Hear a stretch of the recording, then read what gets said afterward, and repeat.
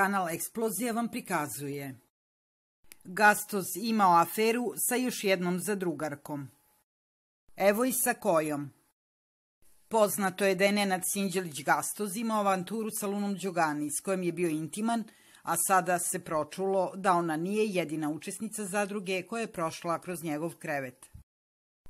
Kako se šuška strastvenu romansu imao je i sa Ivanom Šopić, koja ovo krije kao zmija noge. Ivana i Nenad upoznali su se u jednom lokalu u Beogradu gde ona radila kao menadžer. On se igrom slučaja tu našao, a kada su se vidjeli, sevnule su varnice na prvi pogled.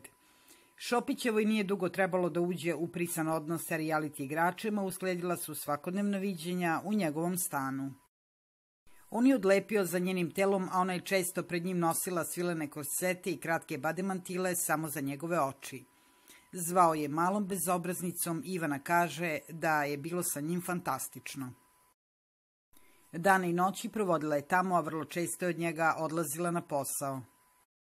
Njoj se dopalo što je on postao poznat zahvaljujući realitiju i malo pomalo je uvodio u tu priču.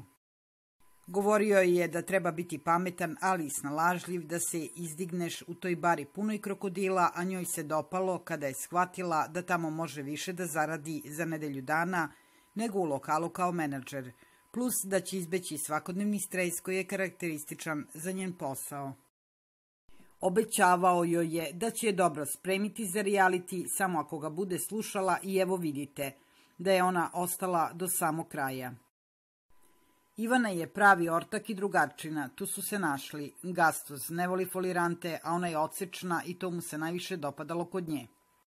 Iskreno da vam kažem, moja drugarica je uvek imala uspeha kod momaka i koga god je rešila da osvoji nije omašila, zaključila je nekadašnja Ivanina drugarica sa osmehom. Takođe, ona istakla da Ivana sigurno ne bi volila da se za to sazna, budući da bi ona i Stefan Karić sa kojim je u vezi bili pod pritiskom, a povodom ove priče oglasio se i Gastoz.